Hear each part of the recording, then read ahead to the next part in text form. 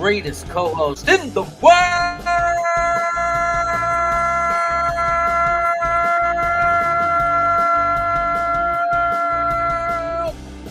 Y2K99. Get ready to rumble!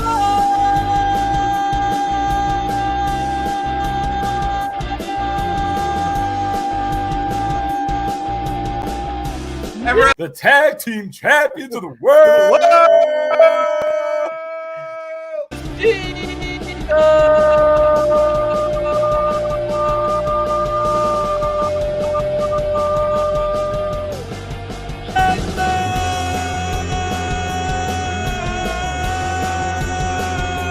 My brotherly crevasse.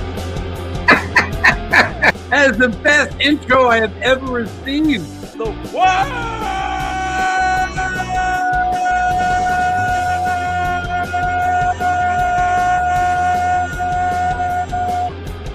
The Buffalo Jets man. Yo. George Fant is a barely above replacement level, pretty good left tackle. How can you say Compare that when that he to was him. top 3 in sack percentage last year for left tackles? And I think when in doubt, until you have better reason, go with the optimistic view. And our defensive line is going to be giving a lot of people some trouble. But yeah, it's got to be. I'm with you. I don't like the Nathan's fries when they're like floppy. It's got to be like done really well. You know, it's very hard to teach 6'3" and 4.3 speed. That's very rare. The talent's there. He's just got to put it together mentally. Right. To get You're a on cheater. you, I'm a cheater.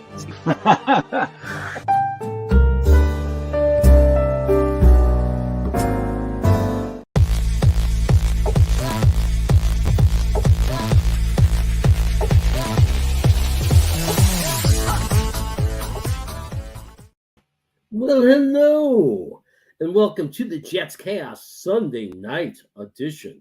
Sunday night with Jets Chaos, and today we're going to be talking about predictions because the rumor has it that on this Thursday, the NFL is going to be announcing the schedule. And how could we resist trying to predict the NFL schedule for the New York Jets? We have to try, and we'll do it together. I mean, and by the way, when I say prediction, I mean totally prediction. Like, I have no idea. I mean, the only thing I think what we could conclude is that we're going to have more primetime games. So we'll have to guess which teams those are and what weeks they'll be. I mean, we're going to be way off. No one's ever accurate, but we could be more accurate than Matt O'Leary. Wouldn't that be something, huh? If we were more accurate than Matt O'Leary, if he does his guesses and puts his schedule together and we get more right than he does, that's bragging rights. I can give him a lot of crap for that for a long time. John Hepburn, what's going on? Twisted is with us. He's here tonight. You got the notification that I was on today, huh? You got the warning. So that's good. That's good. So, yeah, we're going to I'm not going to be alone tonight, I don't think. Although he's not here yet. So you can guess who it's going to be. Have all the fun you want trying to guess. And if he doesn't show up, it'll just be me by myself making my own predictions. So, like, for example, you know, I was thinking about week 1 right off the bat, right? And I know a lot of people are thinking, what's up, Wild Wave? A lot of people are thinking, oh, it's not Santa Claus, it's J. Claus. What's going on? How you doing, man? A lot of people are thinking that there's a chance that they could set up this perfect scenario where the Jets and the Giants play each other in MetLife on 9/11, Monday Night Football, to start the season. Here's the thing. I see that as a big deal for New York for sure. I'm trying to look at it from the NFL perspective. Does the NFL think the rest of the country, like, it's all about money. So is that a draw for Monday Night Football? Jets, Giants. I mean, obviously the New York area is going nuts, right? I mean, 9/11, it's perfect, and we think it's fitting and all that stuff. But is the money there? Do the other fans in the NFL care about the Jets playing the Giants? Is that what for the whatever Monday night games we get? Is the opposing? Do they want to see Aaron Rodgers versus Danny Dimes? I mean, maybe. I don't know. You tell me, because I don't know. I don't know if people in other states are going to care about the Giants. But then, John makes a really good point. First game, though. First game for Rodgers, right? That's a big deal. That could be a Monday night. Right. So it's really, but I like what Twisted is saying too. What's up, Tigo? And follow the money. Where's the money? Where's the money? Because I know, for example, if you're going to give Monday night games, Aaron Rodgers, when you look at our opponents, what are the real matchups that they might really want to see when you talk about and you think about Aaron Rodgers? On one hand, it's like the first game. Yes, it's New York. It's right in New Jersey, in view of the Freedom Tower. I mean, there's a lot of history there. It'll mean a lot to the area, to New Jersey and New York. But at the same time, I'm just saying, is that where the money is when you say follow the money for the NFL? Does the rest of the country care? And to help me sort things like that out, please welcome the big one, Nick Shine. What's up, pal? What's going on?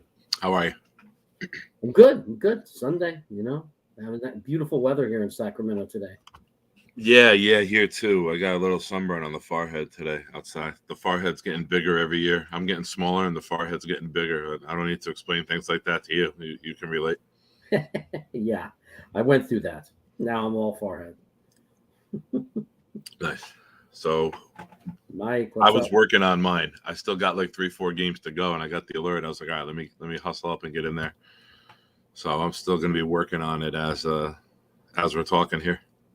Okay. Did you do game one? No, I'm just talking about. I'm trying to reason whether or not. I know a lot of people think like the perfect scenario is the Jets versus the Giants.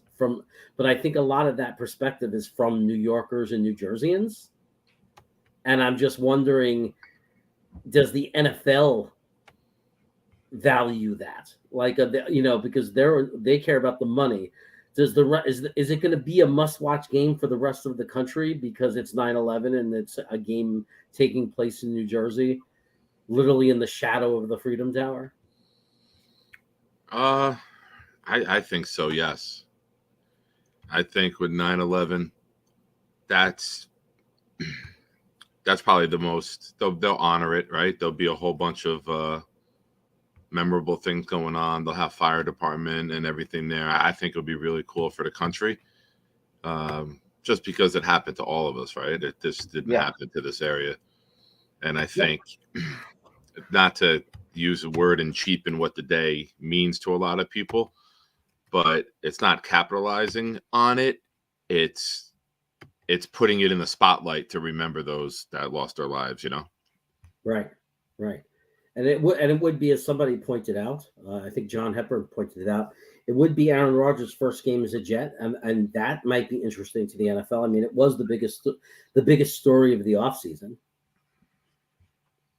Yeah. So there's that.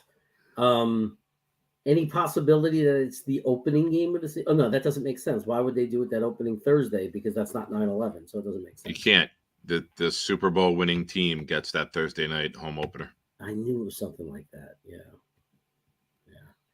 So would you go as far as saying that that's your prediction, that you're going to predict that the Jets' first game is the away game? Yeah. In MetLife. That's mine. Okay.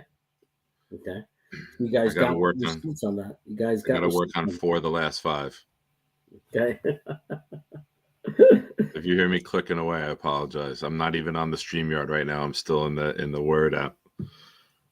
Well, if game one is going to be Monday Night Football, then my thought would be that week 2 is just going to be your standard Sunday game.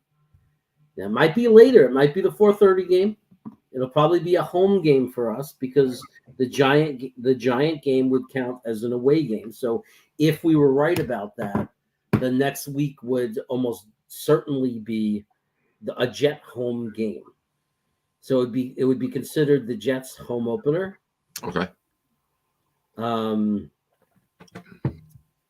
So the question is who would they play? Who would game for their opener? What time would the game be? Would they make the opener be the 4:00 game? I'm gonna say no. I think they're gonna do their 1:00 time for the second game following Monday Night Football, and I think it's gonna be a divisional game, and I'm gonna say the Patriots. Okay. What about you? What do you think? Sunday night home Chiefs. You want your Super Bowl champs on the home opener, the league opener on Thursday, and then you pop them right back on Sunday with what could be the biggest game of the year, Mahomes against Rodgers, Jets versus Chiefs. You want to capitalize on that game before injuries take place, right? You don't want to have where it was a couple years ago when it was Rodgers and Mahomes and Jordan Love was the quarterback because Rodgers was out or suspended. What did he get? He missed that game for whatever reason. Jordan Love was the quarterback. I forget. Was it the vaccine thing? I forget. Maybe, yeah. I don't know. I forget what it was, but he missed that game and Jordan Love played. Right. I do remember. So I think that NBC wants that game. Now, the thing is, CBS can protect that game. And that might be, you can't protect Chiefs, Bills. You can't protect Jets, Chiefs. You get one game to protect for CBS, from my understanding, for the schedule. So I think that would be the game CBS protects. But that's up in the air, right? Like there's a lot of marquee games. You might have Burrow against the Chiefs. You got Josh Allen. But I really think if CBS doesn't protect that game, because they'll want that on 425 in October, November on a national, the national doubleheader game. But if not, NBC pounces on that immediately. Yeah, and then maybe they want to protect the Jets when it's a division game near the end of the year that determines a playoff spot. So let's put that down as your prediction makes more sense than mine. It sucks for us. I don't want to play. It sucks that we're going to have to play. I mean, the Giants is a game we should win. If we're serious about being contenders, we should beat them. They're not easy. They made the playoffs. They're well coached, but we should beat them if we're going to meet the expectations that we're hoping to meet. Now, Kansas City is a very, very difficult test, very early for us, and it might take a little time for us to gel as a team. They obviously have been together much longer. It's going to be tough for us, a tough test. I think if we beat the Giants and then are super competitive and it comes down to the final minute type game, the final minutes, even if we lose to the Chiefs, we'll still overall be feeling okay about the fact that we're a high-level team. We want to win that game. We'll be pissed. But I'm saying is what can happen is that the Chiefs come into MetLife and crush us. We can't let that happen. So we're going to have to pull it together, gel as a team really quickly to be able to compete with them. If that happens. We're beating them twice next year. We're beating them in week 2 and we're beating them in the AFC Championship at home. I don't know what Chiefs Live would say about that. Jimmy crack corn, bro. Jimmy crack corn. Yeah. Look, it's obviously got to be prime time. It's got to be whenever the game happens. There's no argument there. It's a prime time game when those teams get together and play each other. Mahomes versus Rodgers. But week 2, man, that's okay, go get it right off the bat, smack. Okay, so now the Jets will game 3. Do they stay at home or do they move on to the road? Oh, you're going me first? Yeah, sure. I'm going home 1:00 with Washington.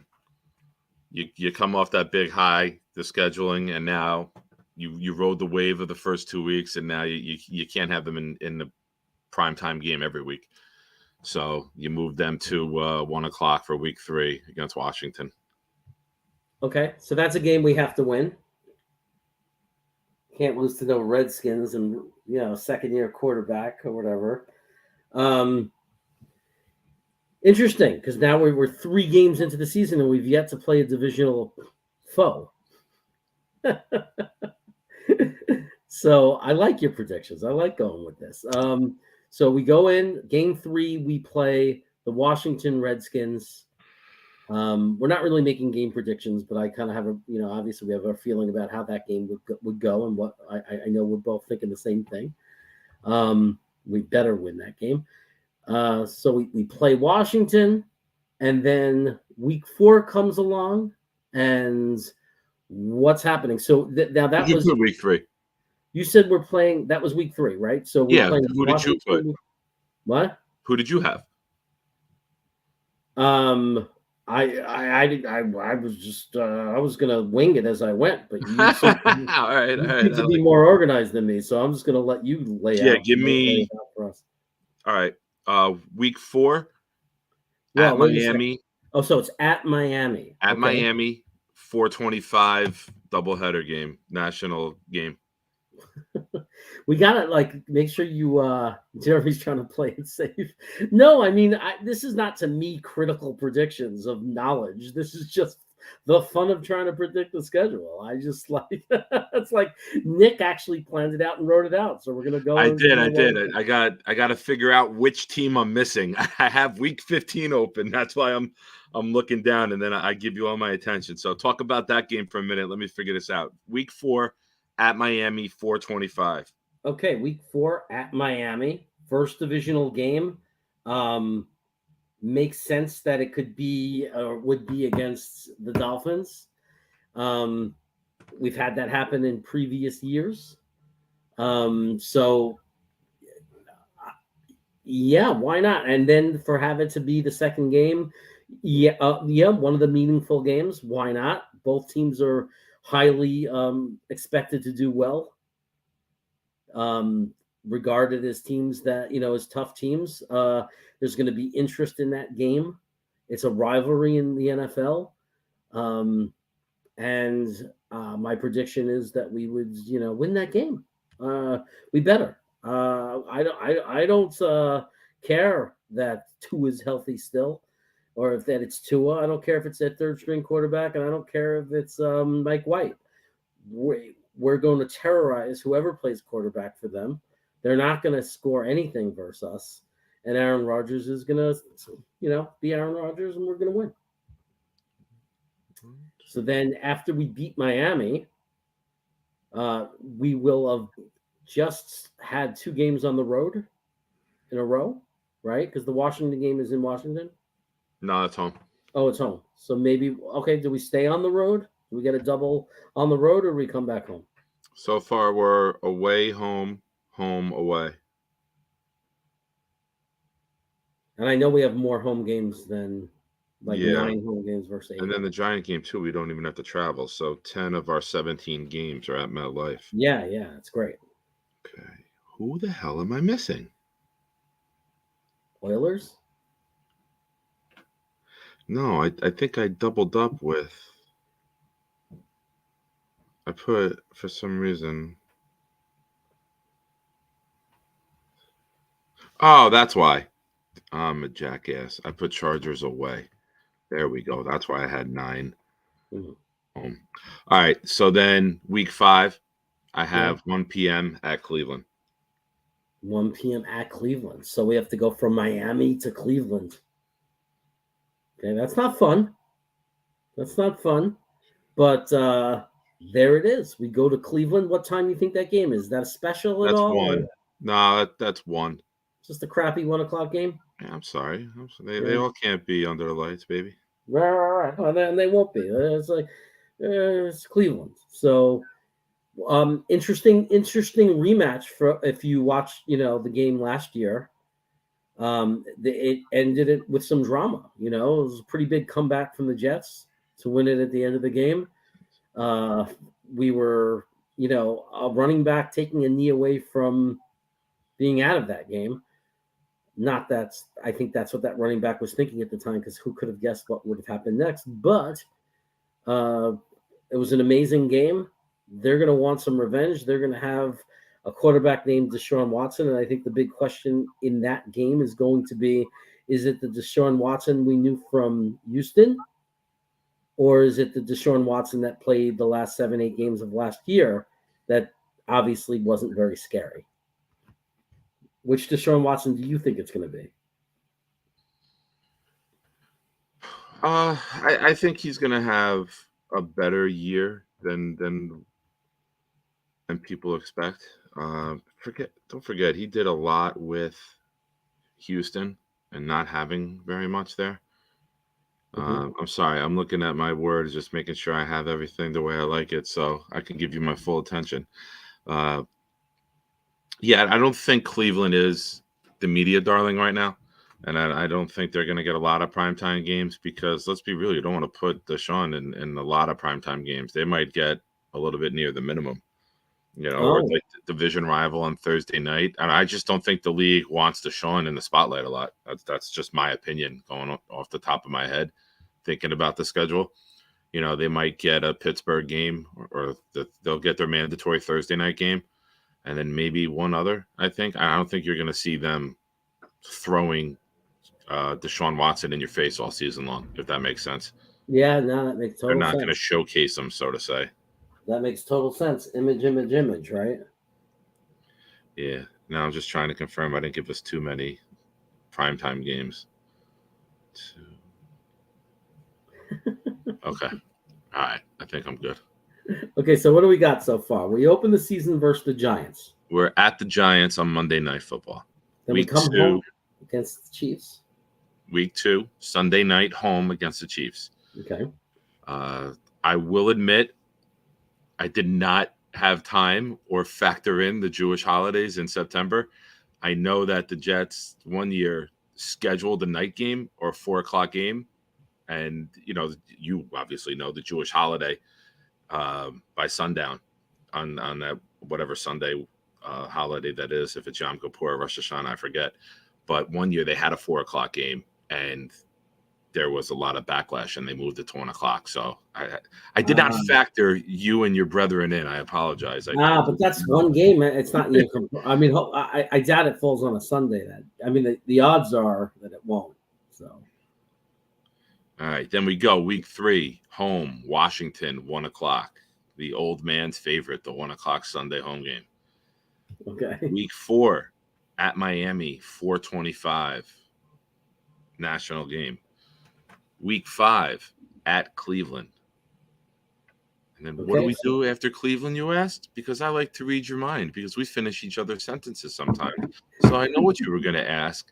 We are home in week 6, Monday Night Football. Josh Allen and the Buffalo Bills come to town. Wow. That's a good game to have. So it's the 6th game of the season. We're already playing our 2nd Monday Night Football game. Yeah, more than we've played in. Wild. I think Nick was in diapers the last time that we had the 2 Monday night games. And ironically, I'm in diapers now the next time we have 2 Monday night games. So we're going to get the first time Aaron Rodgers plays against Josh Allen as a Jet. Yeah. Will be on Monday Night Football. Yes, sir. According to my algorithm. And where will the game be? Here, home. Okay, it's going to be the home game. Okay. That's going to be a crazy game. So then we follow that up with another non-interesting game for the league. We go to we're home for Atlanta at 1 p.m. Okay. Revenge. So at the bye week at week 8. So I gave the bye week for week 8 since Rodgers has number 8. I figured that was a nice little place to put it. That's a common bye week 8. Yeah, fantasy football people know that. Week 8, you always have to make substitutions for big bye week.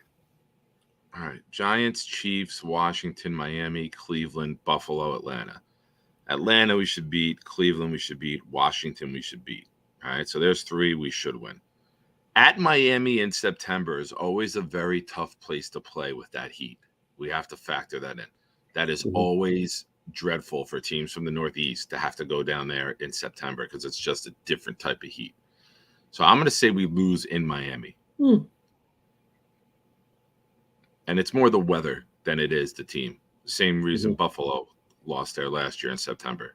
And even Diggs was saying after the game, he's like, this heat is different. And don't forget, the Miami sideline is in the shade with the way they built that half a roof. And the opposition sideline can be 115, 120, while Miami sideline's like 95.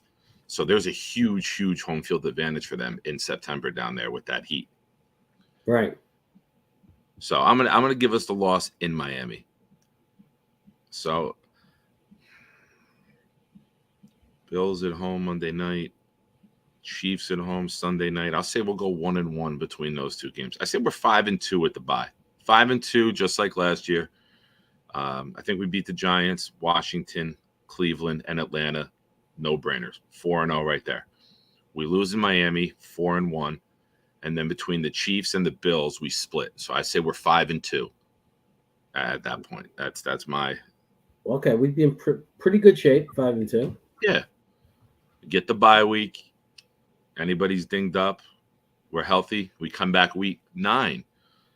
Now, by that time, we're probably more confident that Breece Hall, because we don't know the Breece Hall timeline, but by week 9, coming out of that bye week, I'm confident that we got Breece Hall back at 100% by that time.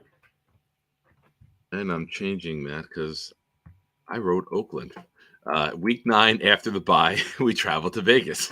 Easy win, baby. And that is the game that I target Breece Hall coming back. I think they're going to ease him in. I don't think they're going to rush him. You saw what happened. Barkley wasn't that great. I hope he's in before then. He could be in for the Atlanta game before the bye because I think he starts the season on the PUP list, which is 6 weeks. Wow, that's a negative take. I think you give him Atlanta. I think you give him that week 7 if the bye is week 8, and then he comes back week 9. So I don't think you take the chance and play him before the bye week. You give him that extra 2 weeks to strengthen and get up to game speed with simulating a game. I mean, look, it's quite possible you're right. I hope you're wrong. I got you. But you got to remember too, we are going to be a good enough team where we don't have to rush him. And if we can get him with healthy legs coming in middle of the season when everyone else is starting to wear and tear and grind and get dinged up, and now you add a full strength Breece Hall instead of trying to rush him and God forbid he has some sort of setback. That's the last thing you want. You got to manage this correctly, right? Because the critics will be out big time if you rush Hall back and God forbid, knock on wood, something bad happens. Look, if we're 5-2, defense is obviously playing well. Rodgers is playing well. We're scoring a lot. And then all of a sudden now Breece Hall is just injected into that. That's terrifying for the rest of the league because he's not just a good player. He is a very special game-changing player. Yeah, no, absolutely. So here's where the schedule gets fun. We've had Sunday night Chiefs. We've had Monday night Bills home. Old people are going to be losing their goddamn minds if Nick's prediction comes true because the older folks love the Sunday 1 o'clock. They don't want the 4 o'clock. They don't want the night games. Well, too bad. Poo-poo to you, I say, because we're going to be Thursday night against the Philadelphia Eagles at home, our third primetime home game where America gets to see how great the Jet crowd is because they haven't seen it in a very long time. You got a taste of it when we beat the Patriots on the Decker walk-off. There's also a very interesting storyline because we've never beaten the Eagles, right? I shall say, go away with your negativity, my friend. No, but that's a storyline that the NFL. I know. Can Aaron Rodgers, break the curse? No, you're right. It's going to be talked about. That's why I'm glad it's a short week, so we don't have to hear about it for a full 7 days, right? Yeah, that could be So a worse matchup for us than the Chiefs. it's going to be an interesting matchup, right? Yep. It's definitely something we can go back and talk about more. I want to try to zip through it and then we can kind of go back Okay, sure. because I'm not looking at the camera or the chat comments. I don't want anyone in the chat think I'm being rude, but I have Oh, the yeah, don't worry. I got so, that. I got that covered. Don't worry about it. But you're so right. Let's just go through the schedule and then yeah. we can talk about the games. And then if you got questions, I still have it popped up where I can go back to it. Yeah. So now, Tigo says this is a really fun exercise. oh yeah, it's the most exercise I get, Tigo, with this knee. So let me shine. Like that, pun intended. I didn't even think of that. All right.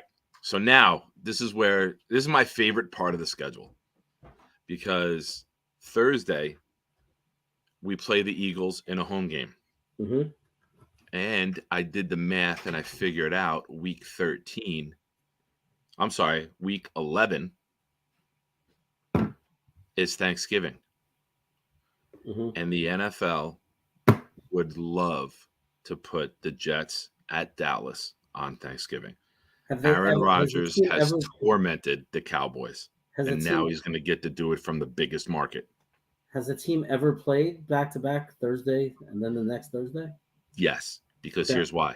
The Dallas Cowboys do it because their Thanksgiving game is not considered the Thursday night Thanksgiving game, and they did it last year where they played 2 Thursdays in a row so they don't have 2 short weeks in the season. You follow me? So now you have 1 short week, you play Philly on the short week, and then you have a full week to prepare for Dallas on Thursday. Right. This is me just having fun with the exercise. Sure. And Tigo, week 8 is okay, Dane said it. Week 8, I had the bye. Rob, I see your question about the knee. I will get to that shortly.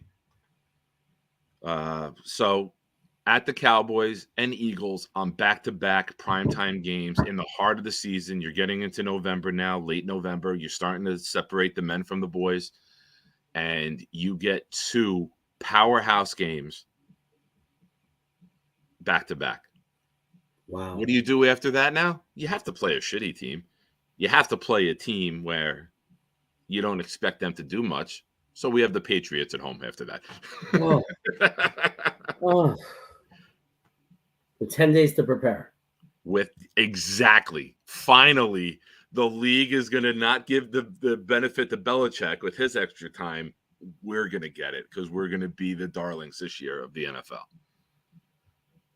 So now after that, we travel out to Denver for that 4:25 primetime game again, or the double. We have a tough schedule. CBS doubleheader.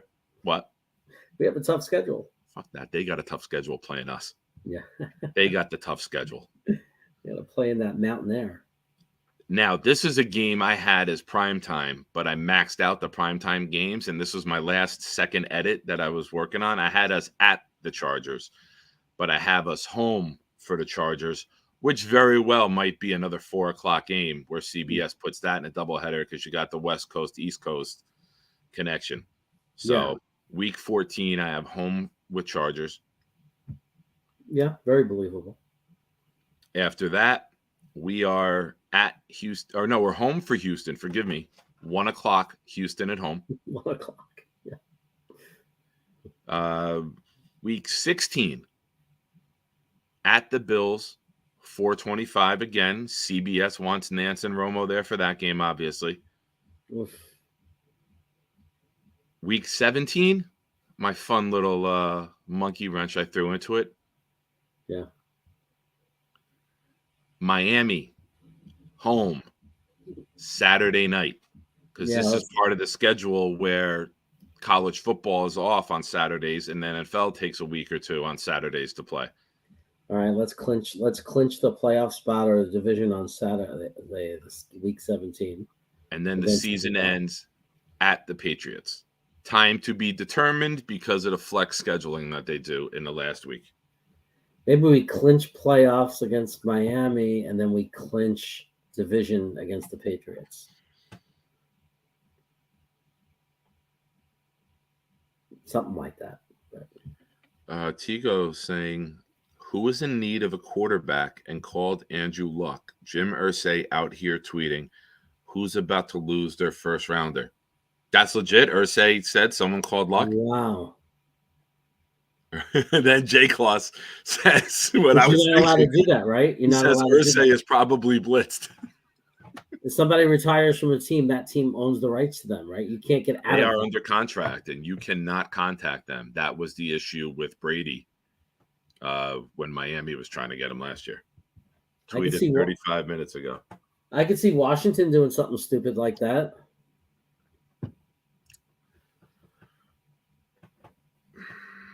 I could see them doing a dumb thing like that. Give me Bruce Arians making a stupid call now that he's in the front office from Tampa for $1,000, Alex. It'd be crazy if it was Miami. It would be crazy. Right? They lose another first rounder next year.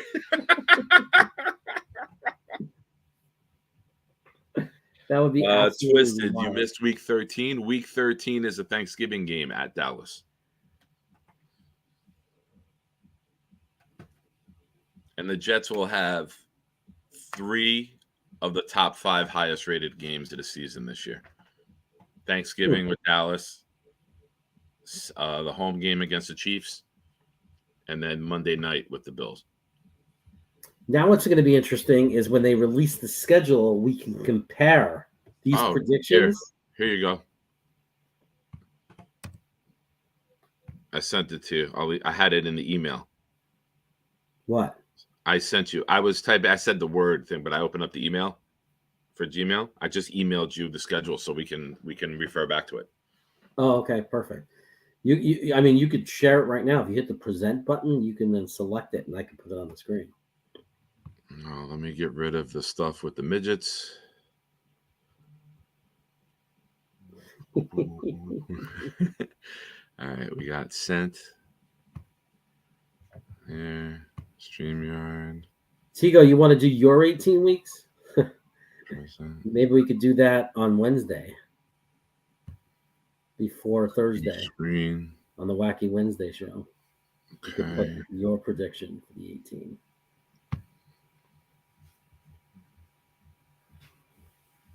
Did that pop? Yeah. There we go. Let me see if I can blow it up. I minimized. Oh, I would have to blow it up, right? Well, yeah, you'd have to blow it up. That's right. How do I do that? I mean, it's not so important if you read it out. You go into the application, go into the email itself, and then just blow it up. Do whatever you do to make it bigger. You have a Mac? Nope. Give me a second. I got it. Work with me here, folks. It's the first time doing this. Not very bright. Click computer, crazy. You can push buttons, not know how to make things. Oh, I like that the button is huge. The option is huge. That's what she said. Oh, I can see it now. Monday Night Giants. How's that? Let's see. I think I can make it bigger too by doing that. I'm not sure. I gotta make sure I removed my email. Can you zoom in? Twisted said that works. So This one's good? Okay. yeah. Okay, so we got the Monday night against the Giants. We win that game. You think we're going to beat the Chiefs? I think we beat them twice next year. I think that's the hallmark, is that the Chiefs can't beat us with our defense. That's the difference maker, right? We don't need Rodgers to beat Mahomes. We need Rodgers to beat the Chiefs defense, and Mahomes hasn't played this defense yet. He struggled with the Bengals 2 years in a row. We're much better defense than the Bengals. By the way, Tigo says all you have to do is hit the control button and the plus at the same time to make it bigger. So you hold down the control button and then hit the plus button.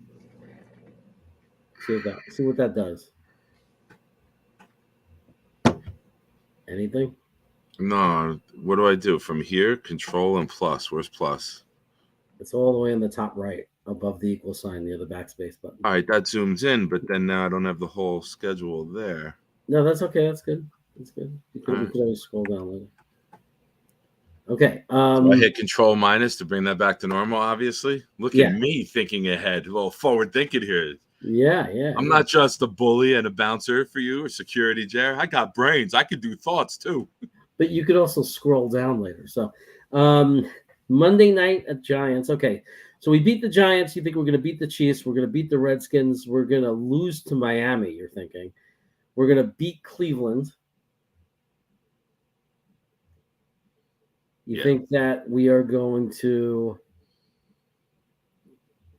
I'll say lose to the Bills there because I said 5-2. If we beat the Chiefs, I had us going 1-1 against the Bills and the Chiefs, right? Oh, wait a minute. Here we go. Oh, wait a second. All right, hold on. Where'd you go? Where'd you go here, baby boo? We're going to go bold. We're going to go. We got to get caps on. Bang. How's that? You see that? Oh, nice. Yeah, we could see it. Bang. Oh, I got to keep the bold on. Would I have to click this every time? Poppycock. Such an interesting prediction. Most people, when they predict the amount of whatever losses we have, most people are going to predict that it's the loss will come against the Chiefs. I'm not. I'm different. I'm bold. I think our defense is going to give them fits. You're bold and I'm bold. And I'm typing in bold. Mm-hmm. So against Miami, we lose. Oof, that'll be hard to stomach. Now, in Miami early, though, it's more the weather than it is the team. I hate that I have to keep hitting bold every time. Win. All right, I'll give this. And this will drive everyone crazy. This is part of the fun in this for me. Just losing in our division. There you go. But it's going to turn around after the bye week. Our division. This is annoying. All right, so we'll do it as we go. All right, we're at the bye week. I had us 5-2. Okay. Yeah. All right, 5-2 at the bye. At Vegas. Gonna win that fucking game. There you go. 6-2. I'll leave this one up to you. I think we're gonna lose to the Eagles. I don't like the matchup. But we're going to beat them boys. Yeah, definitely.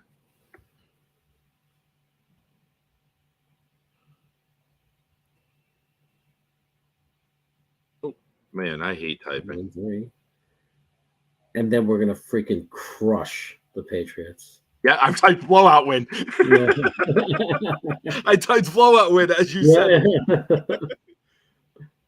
There you go. I know you think we're going to beat Denver. And I say, too, we're going to beat Denver. We beat them last year without Aaron Rodgers. We're going to beat them this year. 8-3.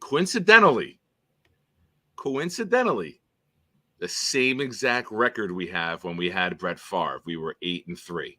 Oh, my God. But this time, the wheels do not fall off. So we're in Denver. Win. Whammo, bammo. Chargers at home. We all know they can't travel to the East Coast. Bang. Win. Texans. Win. What are we doing? Win. Win. At Bills. We're going to take one from their stadium because they took one from our stadium. Yep. And we're clicking. And we don't have any injuries. I really think after that Eagles loss, we've run the table, man. We're going to run the table.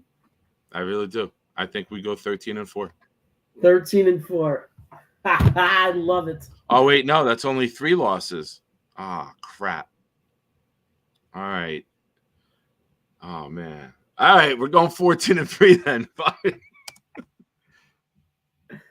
I would say if I had to give us another loss, it'll be against Denver. In Denver.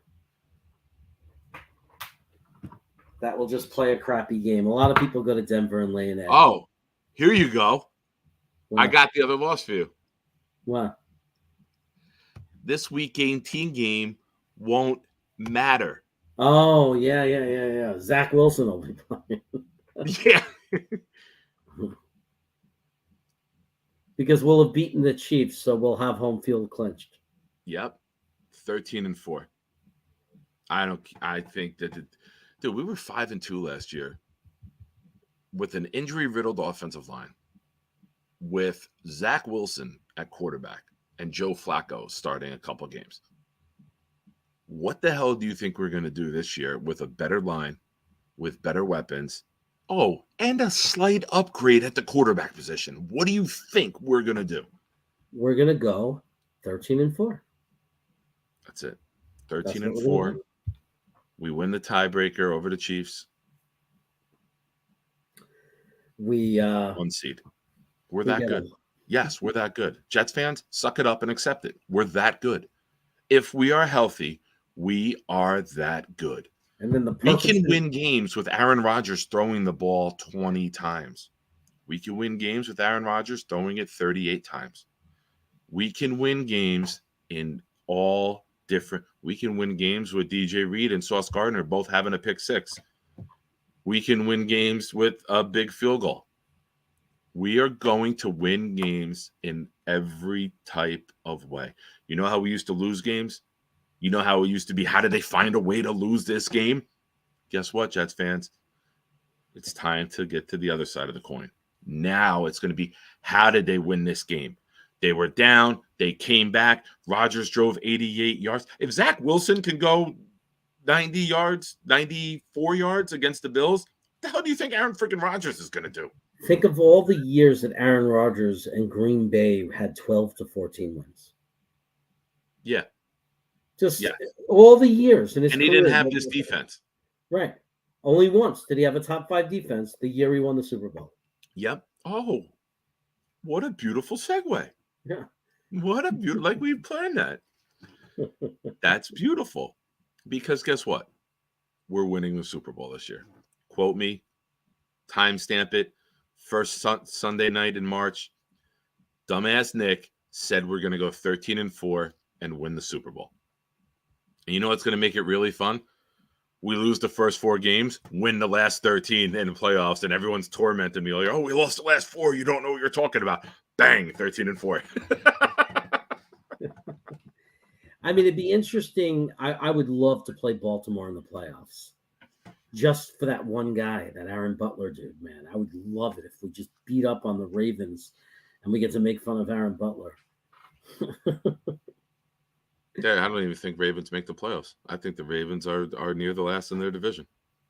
I think the Steelers are going to be really good again. And I think I really do. I think the Bengals and the Steelers are going to be competing for the division. And I think the Browns and the Ravens are going to be 7-8 win teams in there. I don't know. Wow.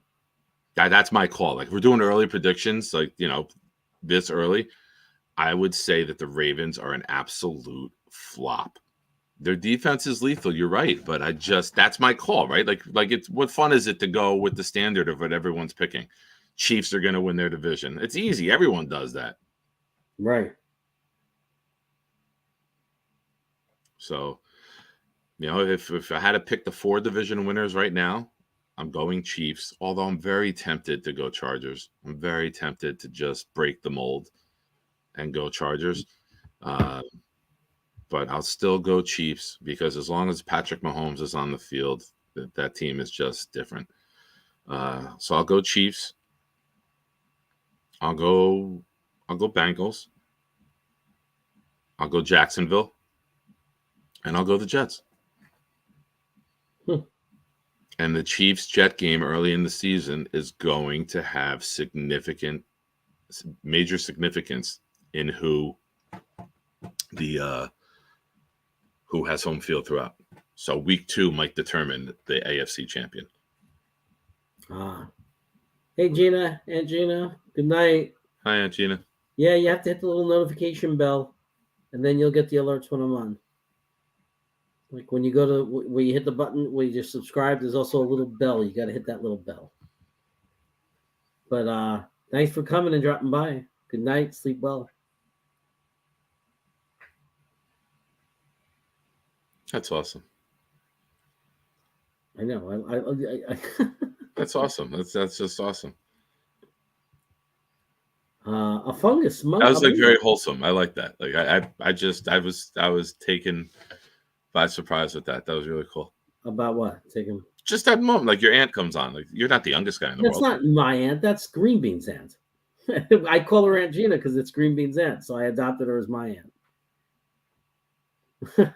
Well, Green Bean's not the youngest guy in the world, so it's still cool that someone's aunt is popular. You don't know the story of Aunt Gina? Aunt Gina is the reason Green Bean became a Jets fan. His family were all Giants fans except for Aunt Gina. And I have heard that. She took him to a bar and made him a Jets fan. Nice. Nice. Good work, Gina. Okay. Good night, Gina. Aunt Gina. All right. So look, I love the prediction that we're going to win the Super Bowl. To me, it's Super Bowl or bust. You know what I mean? Like, to me, that's the thing. It's like Super Bowl or bust. Because we gave everything. Like we put all our chips in the middle. We changed the course of our entire building of this football team and advanced it to push all of our chips in and do everything possible, to get him and put the chip pieces around him to win this year or next year. And next year's not a guarantee that he's gonna play again. I think he will if we don't win the Super Bowl. If we win the Super Bowl, I think he might retire. If we don't win the Super Bowl, I think he's going to play another year. What do you think? If we win the Super Bowl, dude, I'll retire with him. Like I'll be like, that's the last Jet game I ever watch. I'll never want to watch another Jet game again. Like I'm done. That's it. Check. Bucket list is done. Bucket list is complete. My bucket list was have a boy and a girl as kids. Check. The next one was watch Jets win Super Bowl. Why would I ever want to watch another game after they win a Super Bowl? If Rodgers retires, I know we have no freaking chance. So it's like, okay, I'm done. Go out on the ultimate high. Right. I wanted a comment I saw. Dane said, Bill's getting one wild card. Who's getting the other? There's only one. No, there's two others. 7 teams make the playoffs. I'm going to go with Pittsburgh, and I'm going to go with the Chargers. I think Denver, even though they got the coach, I just think something's missing there again. I think they'll fall short. They'll get eliminated late. I don't think they'll be as awful as they were this year, but I just think Sean Payton will regret going to Denver and choosing Russell Wilson to be his quarterback. Russell Wilson has never been a timing, get it out on time. He's held the ball too long. He's run around. He's scrambled. Drew Brees was so good in his system because he got the ball out on time and he was accurate.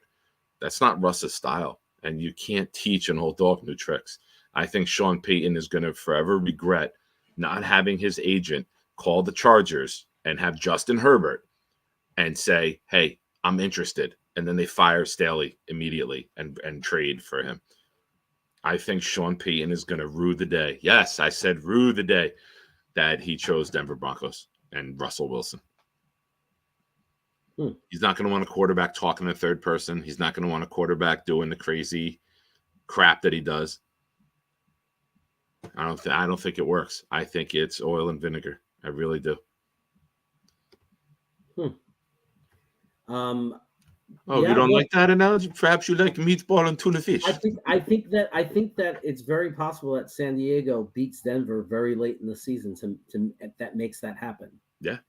I like that you said late in the season. I think it might be the key game might be a game between the Broncos and the Chargers, and the Chargers beat them, and that's what gets them in. Yeah. That kind of thing. So, they better make a push, or the Justin Herbert thing is he has to at some point.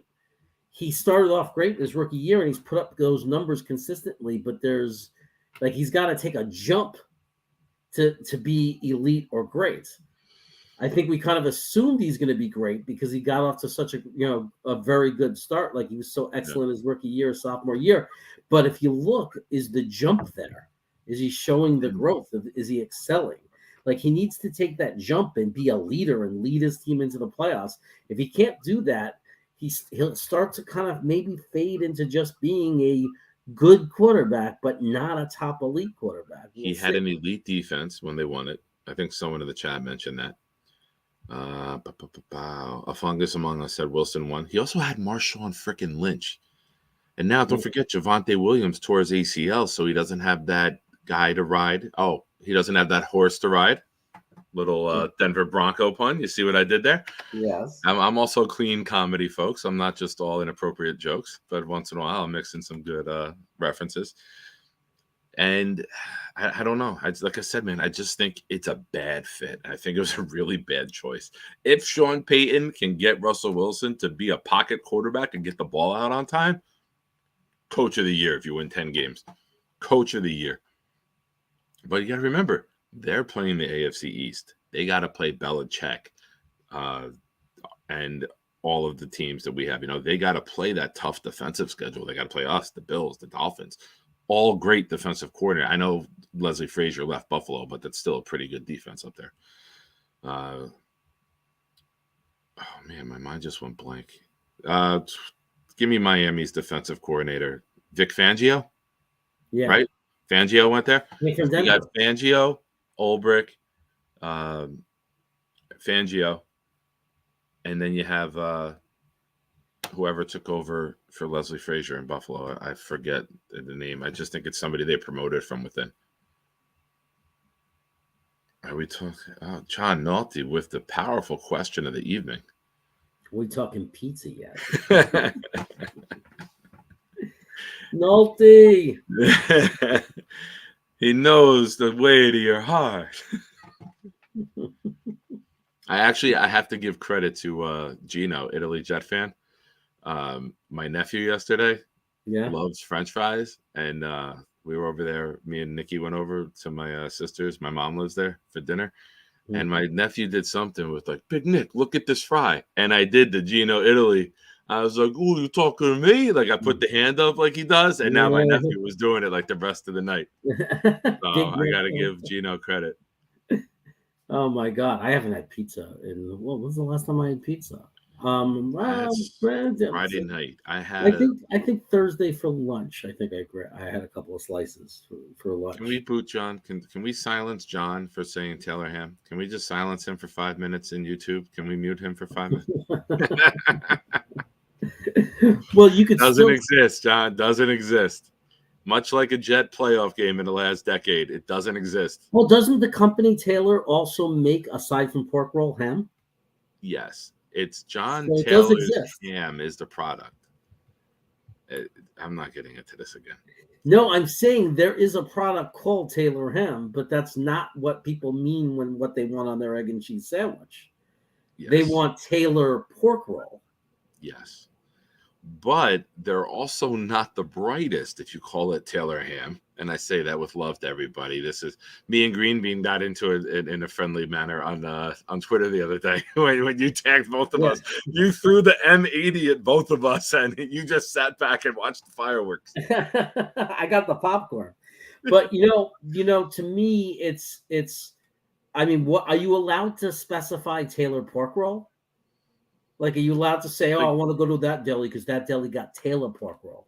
Well, I'll be honest with you. In Central Jersey and Woodbridge, where most of the delis I've went to in my life, the most popular pork roll is Trenton because it's like cheaper. It's the cheapest for like the long, like 3 foot chunk of it. It's every package says pork roll. To call something Taylor ham when it's not written on the packages is just asinine to me. I don't get it. Well, Fungus Among Us says, who doesn't call it Taylor ham? I guess people from Central Jersey. The correct people. What? So is it more than Northern New Jerseyans who call it Taylor ham? I believe so. Okay. I believe so. The first time I ever heard anything about this debate was actually on the TV show The Jersey Shore. Oh. They were fighting over it, like the situation, and I don't know, like a few of them, they were screaming back and forth. It's Taylor ham, it's pork roll. Like it was actually on that show.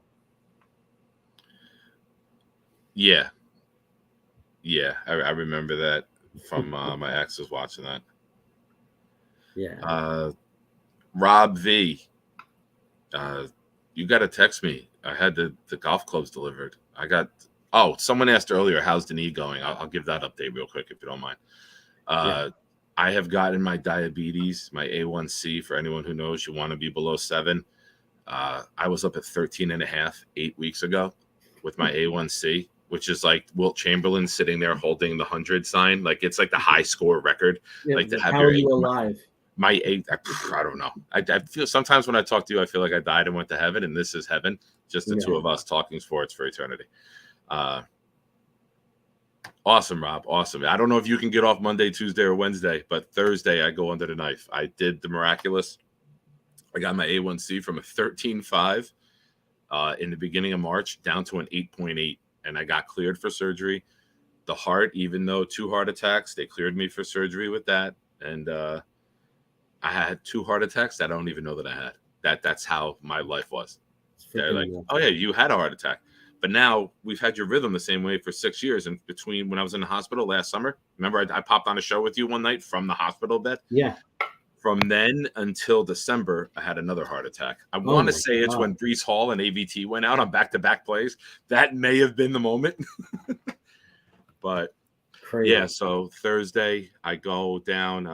Those who follow my show and follow my channel, Proud New York Jets fans. If you don't, I would really appreciate a couple subs tonight, if you don't mind.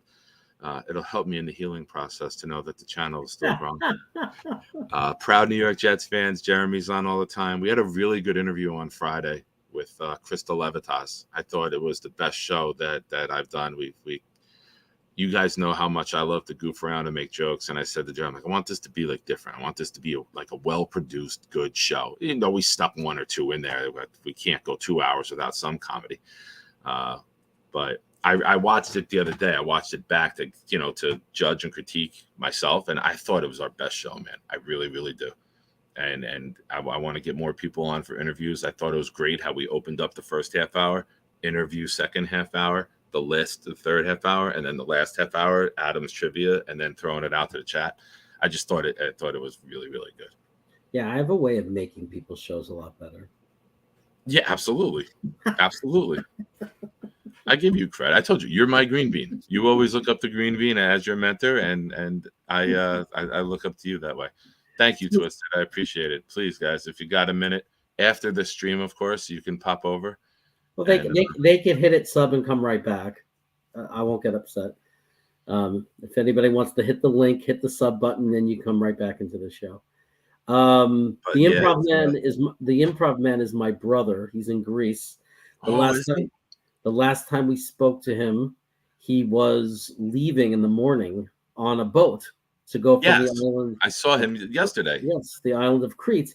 And this is where he was going. So he was going to Santorini, and this is the first time. This is just from that one sentence I could tell so far. This is one of his favorite parts of the trip. If he's coming out and saying that means he found a beautiful spot. That's amazing that he was in the island of Crete, considering that one of his brothers is a Cretan.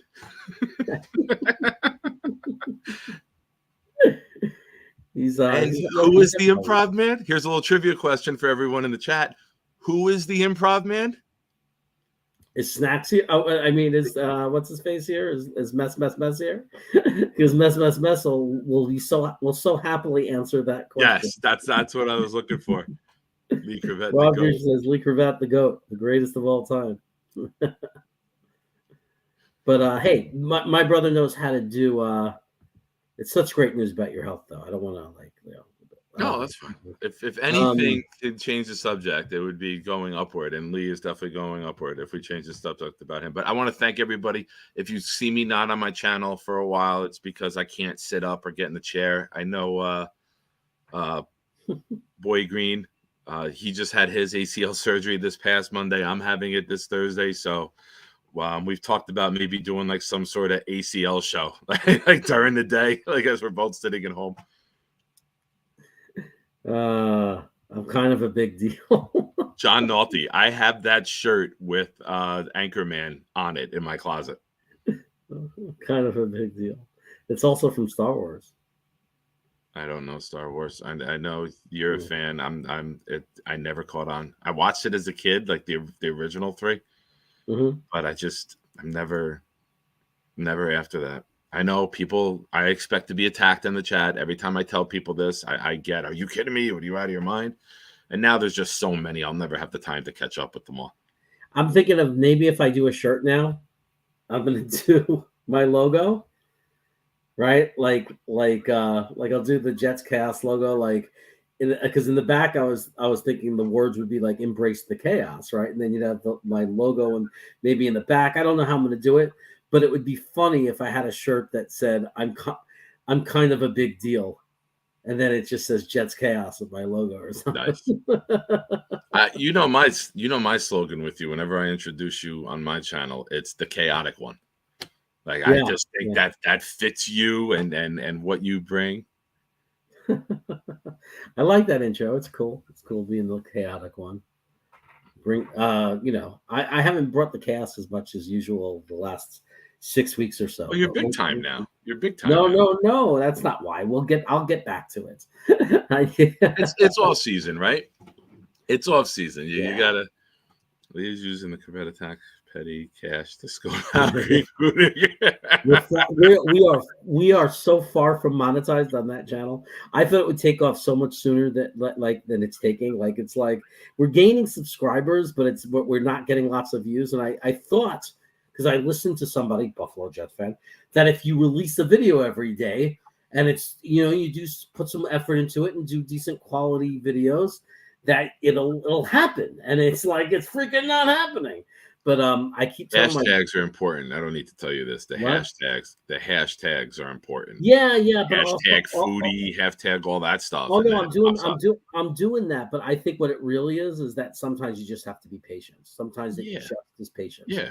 There are people who do the YouTube channel for 6 to 8, 9 months, and they're getting nowhere, and then it explodes because of one video. I mean, you just got to be patient. So it happens. That's what I'm going to have more of, because I can record and not have to worry about being in pain. Like JR, the producer now that I have, can edit it.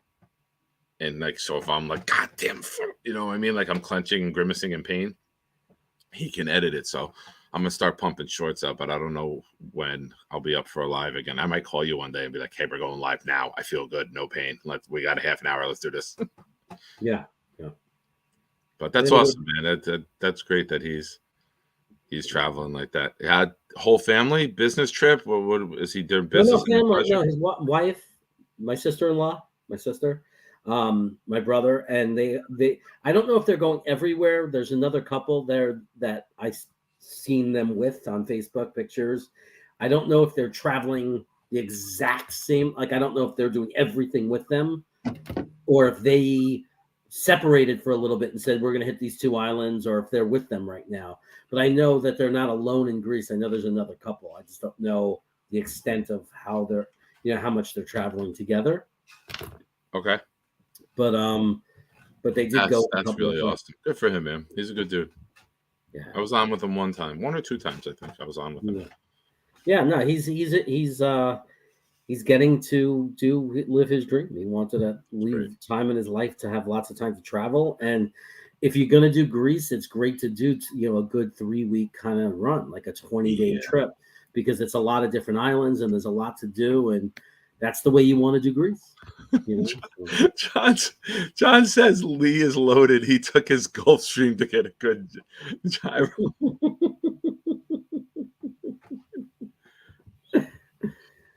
Do you know that we as Americans have been saying gyro with the G and you don't pronounce the G? It's gyro. Yes. Right? Oh, I knew you knew that, but I wanted to show some of my worldly culture. Can you let me shine for 1 minute, bro? You're like, yeah. You're like, what kind of a thug doesn't know that? I'm like, just found out 2 weeks ago. What's so funny is, so there was this plant sale or show in this building, like the public library in Sacramento. My wife said, "Oh, I want to go and buy." They have like the baby cactuses, but the show was named the Plant and Succulent Show, right? Okay. And I said, "What the hell?" And my wife told me, like, when she bought like 2 or 3 cactus type plants and said, "Yeah, they're also called succulents." Like that's another name for cactus, like Yep. those type of plants. Yep. And I've heard of the word, but I never used it, and I didn't know that's what it meant. Like I didn't know that meant cacti.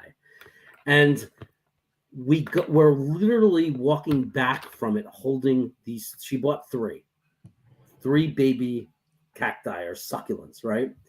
And then we go into this place. We want to support this local business. I'm totally serious. This place was this dude's parents must have I don't know. It's just this really cool dude, just like us, regular guy. He's got 2 daughters now. He's been there for 10 years underneath actually a friend of mine's bar. My friend owns the bar on the corner, like on the way home, like we pass it because it's on our street, like it's on East Street. He has this he's had a head shop where he sells bongs and bowls and water pipes, but beautiful, like on glass shelves, like beautiful glass, bongs and just all really nice stuff. Big store, like high quality. And he's this really good dude, and he's got a couch set up in the front with a giant screen TV, and he's always playing video games when there's no customers. And he's got his daughters there sometimes. He's got like a 3-year-old sitting there coloring. It's very cute. But anyway, because when marijuana was legalized here, the dispensaries sell bowls, pipes, and bongs now. Yeah. In the dispensary. You can get them at gas stations here in New Jersey. Right. So it crushed his business, right? So he's closing in 60 days. He's this he used to do barbecues outside the place. And if you walk by, he'd offer you a hot. He's a really cool dude. So my wife says, I'd like to support him. They have these really cool lighters that, when you turn it, it doesn't burn your thumb. That kind of, there were some really cool things that we discovered there. So she goes, let's just buy him out of those. They're $2 each. Let's buy a bunch of those. Let's just buy stuff from him, whatever we can buy. So we go in there and we're just talking to him, and he just looks at the 3 plants and says, "Oh, those are some nice succulents." And I burst out laughing. And he goes, "What?" I said, "Dude, you just said that so casually, like saying, 'Hey, those are some nice succulents,' is such a normal thing to say." It sounds like it completely be something perverted, right? In a million years of my life, I would never know to say that to someone if they're holding a cactus. I'd say nice little cactus or nice plants. I would never know to say nice succulent. So I'm trying to explain to the guy. I was like, I'm telling him, you're saying it so casually, you just crushed me, because I was thinking in my head that I knew a new Jeopardy type question. Like if it's ever on Jeopardy, like what is a succulent, or what's another name for cactus? I would know the answer. But apparently I'm just an idiot, because this guy just so casually said it. And he said, it's probably because I was born and raised in California and you were born and raised in Brooklyn. Well, I'm going to show that I'm slightly smart, and then tell you how I learned about it, and just show that I'm a complete idiot again.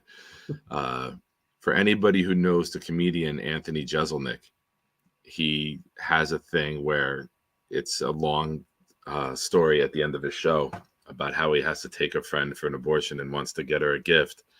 And it says that the best gift to get somebody, you don't get them a fruit basket or something like that. You don't get them flowers. And he says that if you look it up, the best gift to get them is a succulent. And he explains what it is, obviously, to his crowd. And it's a plant that can take care of itself on its own, right? It doesn't need to be watered like a cacti. Right. It needs very little. So if you know Anthony Jeselnik, you know that he is very, very over the top, and it's very offensive. I wouldn't say it on your channel. I'd say it on mine, like the punchline. But if you know Anthony Jeselnik and you Google Anthony Jeselnik abortion, you will see I think it's about 9-10 minute story. It's one of my favorite stand-up comedian stories, and I don't want to ruin it for anyone in case you are, but if you're a fan, you know that's where I learned it from. And don't forget South Park years ago, Cartman with calling what was her name, Barbara Streisand, a succubus. Oh. I'm going back to 96, 97, one of the first seasons. It was just so because I mean this was just a dude like us, and it was just so, it random. was so shocking and random to me that my wife just told me what it means. It's a word I've never used in my life that I may have heard a few times, and that this dude running a head shop said, "Oh, what nice succulents!" I just lost it laughing.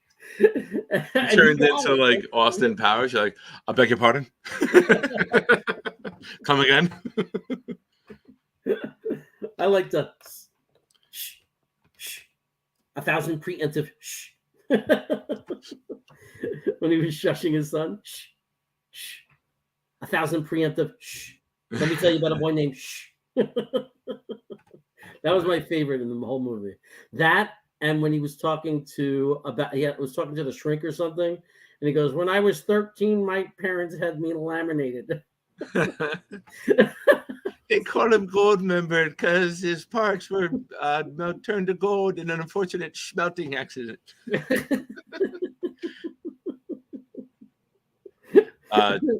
Keep an eye on the studio. I'm gonna pop out real quick. I gotta use the restroom. Okay, I'll mine the studio. Oh, you gotta boot me. Oh, I booted him. Now the question is, do I let him back, or do we just make fun of him? But no. So guys, everybody, just between you and me, everybody, make sure.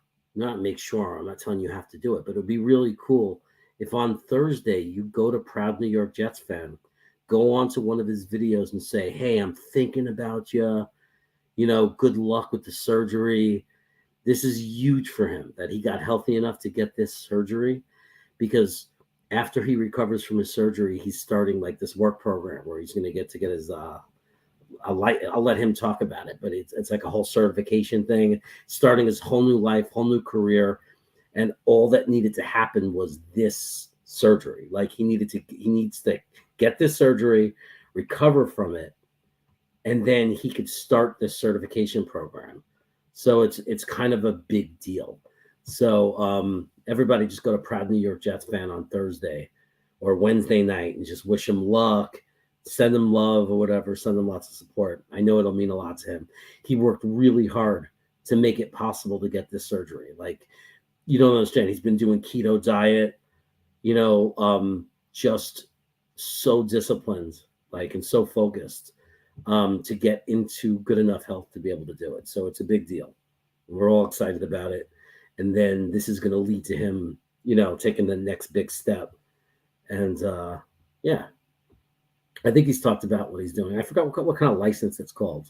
It's like a whole big thing. He's gonna, but he'll tell you about it. But anyway, here he is. Nick, what's that you're doing? You're going for some license. I didn't know if you wanted to talk about it, like after the surgery when you recover. Oh yeah, I'm gonna manage midgets, and I'm gonna take them out on the road for promotional tours. And there's a credential for that, right? To be in charge of that. What the hell, Justine? Yeah, the plan is to get my CDL and get out on the road for a year. Kind of just restart life, get a career going. I've had some unfortunate luck. I've made some bad decisions as well. It's not just all luck. Let's be honest about it. So it's time to just reset, man. Start over, and get paid to see the country. Yeah, Rico, I'm looking forward to it. That's cool. Not porn. I have a midget fascination. Like I don't watch midget porn because it's not that part. But I just like all of my inboxes on like Facebook and Instagram are people getting hurt and just midgets doing fun stuff. Like Hasbulla is my favorite human being on the earth right now, next to like my kids and Jeremy. It's Hasbulla. I don't know what that is, but you don't know. Oh my God, you are gonna get overloaded with Hasbulla messages now. Okay. He's from Dagestan, and he's got like a growth thing that he's 19 or 20 years old now, but it makes him look as if he's like 2 years old. Oh wow. He's 3'6". He just came to America in Vegas and LA, and people were losing their damn minds on like the Vegas Strip and on it's the big one in LA. what's the big famous street? The shopping street in LA. The Strip? Rodeo Drive. Like he looked like Oh, he was on there. Beverly Like Hills. people were Beverly running up to the car. Hasbullah, and he's got the most infectious laugh you've ever heard in your entire life. Wow. Oh my God. Okay. Yeah, Rob, you're right. But he's like intelligent. He doesn't take pictures with women.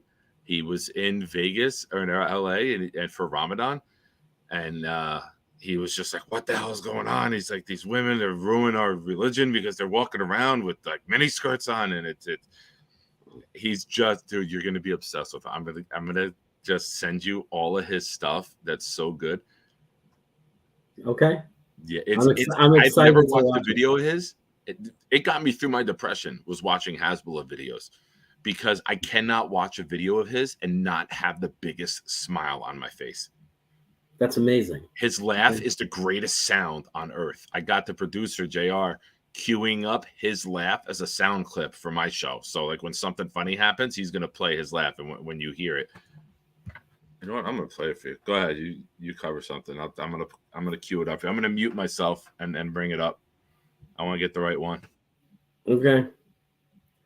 It's amazing because other people seem to have heard of him too. So I don't know how it kind of like escaped me because, you know, there's so much going on with pop culture and all these different shows and all these different things and all the Instagram and this and that. And it's like it's no longer like as one thing dominates everything and everybody knows one thing. It's so hard for that to happen. It's so hard for one thing to hit a high percentage of the world or the country. So here he is. Oh, I gotta get it in front of me. He's like a little dude. And you're saying 19 or 20 years old? Yeah. And here's his laugh. You ready?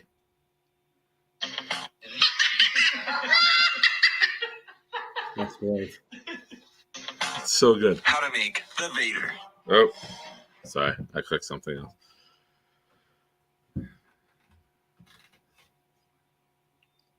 That's amazing. So, you know, I've had people tell me that I've gotten them through depression and things like that with my show. Thank you, Nathan. I mean, not just me, but like I've been grouped with other YouTube content providers and told as a group, I've been mentioned in the group that, you know, Green Bean, O'Leary, Chaos, Frankie, you've helped me through this rough patch of my life. You know, like I've had people say things like that. It's an incredible thing to have someone say that to you. You know. Yeah, I mean, you know, when oh yeah, like Hasbullah's thing, like is he punches people. He met Shaq in a boat in Australia and like popped Shaq in the jaw. He met Mike Tyson. Like his thing is he's a little terror. Like my nephew reminds me of Hasbullah because every time I see him, he just wants to like punch me or kick me and fight me. He's got a deal with UFC. He signed $1 million deal with UFC. He's got he's got a deal with Nike, and he's got the Hasbullah for Air Force Hasbullahs coming out or something. Like he's really like taking over the world. That's amazing. So yeah, I'll look forward to those videos. That's cool. He should market it more, man. They should sell shirts and stuff and all kinds of things. It's taking over. When you see the videos, you're gonna be like, I've seen this guy. Okay.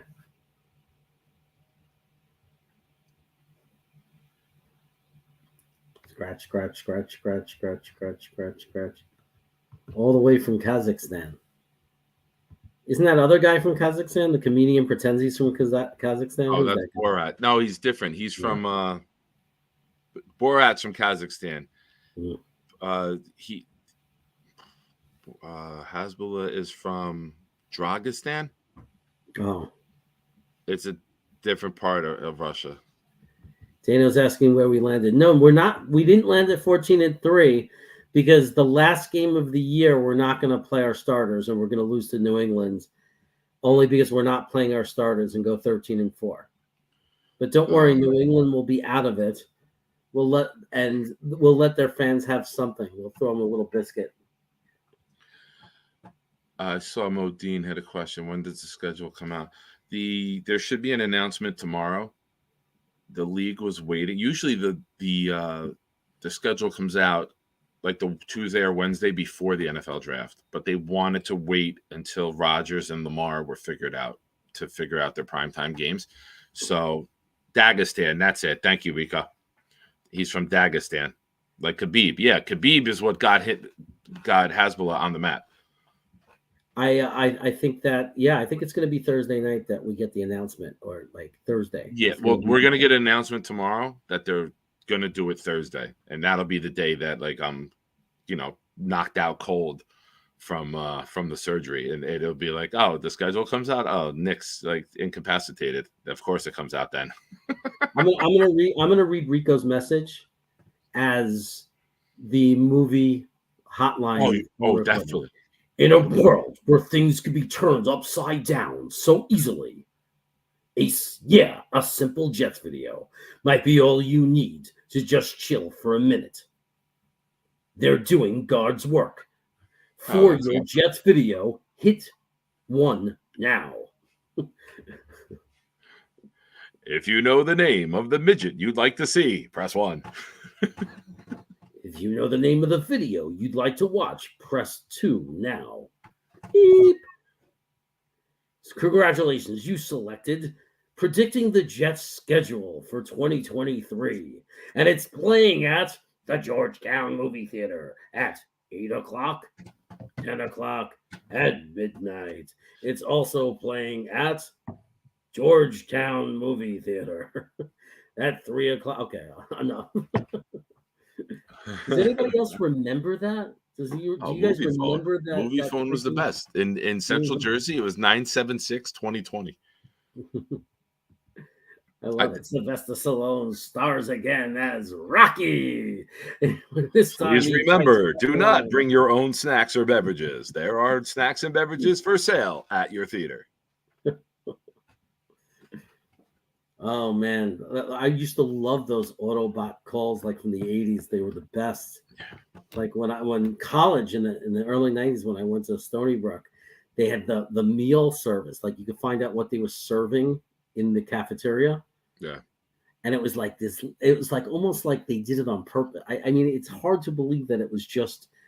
I mean, it's like you think they're almost trying to make it comical. I mean, it was literally this is what it was. Good afternoon, and thank you for calling the Stony Brook Meal Service. For breakfast, eggs to order, bacon, cereal products, milk, low-fat milk, yogurt. For lunch, hot dog, pizza, side dishes, succotash, corn, sandwich and deli bar. For dinner, chicken roasted with barbecue sauce, chopped peas and carrots, and string beans. You can't make this shit up. And the cereal bar will still be open for breakfast because we don't clean out the cereal containers that are out in the public area of the cafeteria. So technically you could take cereal at any time. Can't make it up. Rico, you went to Stony Brook? So did I, but I went years ago, man. Years. I went to Stony Brook a long time ago. And I don't know when you went there, but I went from 91 to 94. And not only that, everybody knew who I was, and I'll tell you why. There was this guy who had 3 pretzel stands. He ran all the food and the concessions for like the sporting events, and on campus he had 3 pretzel stands. And he get all these pretzels, and you keep them hot, and propane tank. And he hired me to, like, I used to run one of the pretzel stands for it was a rotation. But I used to do like 3 or 4 hours a day. Yeah, and you would owe them like $65 at the end of the 3-4 hours. Right. You don't have to pay me. I owe you. So I went there. I used to. And we need more mustard. Dude, I met so many girls in this job because as they were walking by, I was like, I got hot pretzels, free mustard. I'd hold up the mustard. The mustard's free. And I just, free mustard here. Hot, fresh pretzels. Shane McGarry saying, he goes, I go to Stony Brook right now. Really? Go to the pretzel stand and say, Yeah. "Do you know Jeremy?" Well, I can't even imagine if they're still there. It's so many years ago. They'd be old now. The main guy, there were two guys, partners. One of them was named Mark. And Mark stood at the stand, and then his nephew was named Lee. He stayed outside of the Javits Center. That was the name of one of the buildings. Lee ran that pretzel stand. Mark used to do more of the concessions, like in the gym or whatever, wherever that was. And then I'm forgetting the other guy's name. But it was outside like the library, the entrance to the library. I doubt they're still there, but there were like these three pretzel stands. They used to get the pretzels delivered from Brooklyn every morning because I did the morning shift, and we'd get like the boxes, pick them up, and we'd have to hook up the propane tanks and everything, warm up the grill, warm up the pretzels. But yeah, I used to do that. I had a lot of college jobs. I used to do a lot of things to make money there. There was a walking They're all food related. There was a security thing, a walking service at night. Like girls didn't want to walk alone because it's a giant campus. So they'd call a service, and me and a partner would go with our radios, and we'd walk usually girls across campus to like back to their dorm or whatever. Oh, that's nice. Look at you. Yeah, that was kind of cool. Servant. It's hysterical that it was me. Like I'm gonna be able to do anything. It's not like I'm Nick Shine. It's like me. What am I gonna do? Yeah. I have to. You would just use the walkie-talkie like it was YouTube. You'd be like, "Here we are at the corner of 14th and 36th Street. We have a situation going." That you'd give play-by-play of the assault, not do anything else. I abused the hell out of that radio system. I used to. I had this friend. Her name is Farhat. She's from Pakistan. Her family. So I would on the radio. I'd say Pakistan, and she on the radio would say back Jew. And I'd be like, Pakistan, Jew, Jew. And then you'd hear this one supervisor guy, because it was all student-led. And this is how he talked. He was like, he had this crazy accent. Please stop using the radio for joking around. In the late 90s and early 2000s, for like 4 years, I ran a security company. I was the site manager, and I would have fun on the walkie-talkie. Like I had to go do like check-in spot checks at like on the night shift. And when no one else was there, I would have so much fun with it. And then we got Nextels. Like it was fantastic. Like me and my buddy, when my best friend, we were both best mans at each other's wedding. His sister was having a baby, and in 2004, and we had the Nextels. And I'm sitting there. Oh no, it's wow. This is hysterical. Stony Brook didn't change. It didn't change. We even have the same nicknames for the sorority. I wonder if he has the same walkie-talkie that you had. It's, you know what? I can imagine where they charge the walkie-talkies. It's kind of like Shawshank Redemption. Instead of Brooks was here, it's Jeremy was here. It's etched on the wall somewhere. Rico, what years did you go? That's the thing I want to know. What years did you go? While we're waiting for him. So we're sitting there with the Nextels in like the little waiting area for the baby to be born. And me and him are just beep, beep, chirping each other and talking across the same room to the point where his kind, innocent, never raised his voice father gets up, grabs the phone and goes, "If you two don't knock this off, I'm going to smash both of these phones right now." And everybody just lost it because it was just pushing buttons nonstop, literally with the Nextel and everyone's emotions.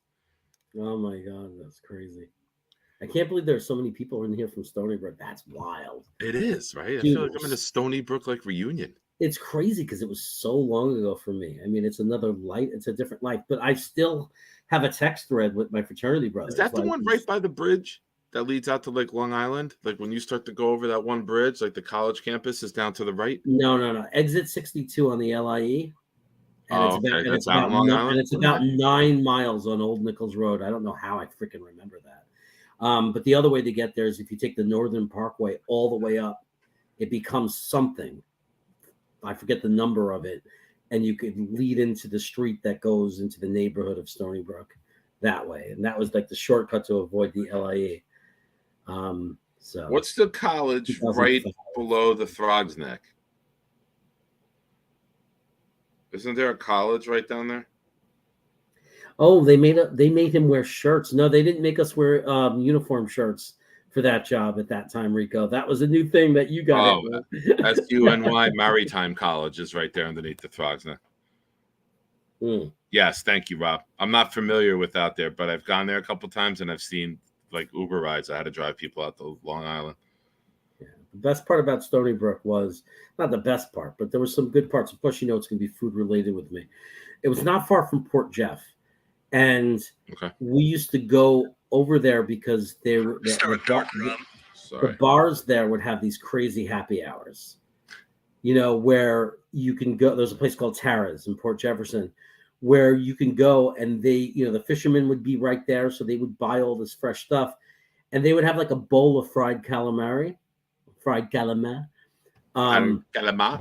for like $5, but it was a giant bowl. Like me and my friend Stephanie or Christine would go, and we would just fill up on it. And then there was like everything. They had like cheeseburgers that were like $3. Like it was happy hour specials. They were just trying to get people in there to drink. And we would just go in there and eat. Like we would go in there and go, I'll have a Coke and a bowl of fried calamar. There was also a place called Gilligan's that had amazing chicken wings. We used to get wings there for like 10 cents each. That was in a different spot. I remember all the Matthew Smith just asked, are you talking about the Tara Inn? I don't know. I remember it as just being called Tara's in Port Jeff. So maybe it was. I don't remember. I remember being brought there. So it could have been that they were just referring to it as Tara's, but that's very possible. I got to show you something because I know you'll be proud of me. For those of you that don't know, I just got like an alert. I'm gonna try to block this so you can see it. Science fiction. Wrong way. Can I get it in there? No. All right, you're gonna have to take my word for it. I'll screenshot and send it to you. 4.27 miles walking today. Wow, that's awesome. Nikki and I walked in the morning. I told you the football field that he played at for a couple of years is in the neighborhood here. We walked over there, did some instructional stuff. I was out on the field. They have like a little flag league. They do instructional stuff for like a half an hour, and then they play an hour of games. And I was coaching one of the teams. And then we walked home, and we went for another walk at night. And then I was helping him with mowing the lawn where I could on the flat ground here, just to try to get some last-minute exercise and get some strength in the leg. And I got the alert. I was like, Jeremy's not going to believe that I did 4 miles in one day. No, that's awesome. That's so awesome. But for those of you know, Jeremy's been like my nutritionist along the way. There's nobody I know that loves food more than he does. My wife makes me walk over 3 miles every day, to be honest with you. So nice. Well, Matthew, you got 4.6 and both of your ACLs intact. So you suck it, pal. Rico, I lived in I lived in Schick. I think that was Kelly Quad. And I don't know, but the cafeteria had a Burger King put in like the last year I was there, like an express Burger King. I don't know if it's still there, but it took the meal card. It was part of the meal plan. And Domino's Pizza was part of the meal plan. So my two best friends were girls, and they always had tons of money left over because they don't eat a lot. So they used to order pizzas for me because I'd be out of money, or they'd bring me to Burger King. But I don't know if those things are still there. Jeremy was single most of the year, and then at the end, when his card ran out, he became like the most smoothest guy in the entire campus. What are you doing Friday night? If we order Domino's, they don't deliver within half an hour. It's free. There was also the park bench. That was the local bar that was like right off campus, across the street from literally the campus. And we used to do what we call 4 to 4s. You go there on Friday at 4 p.m. and the happy hour, they'd have free barbecue, and you'd eat. And then we called it 4 to 4 because everybody would leave at 6, right? And then 8 at 9 o'clock, it would start to get busy again. We never left. So we would stay. And Christine and Stephanie, because they're girls, the bartenders would hook us up with free shots and stuff. And then we would just stay all night and sometimes stay till 4 a.m. and we called it 4 to 4. Nice.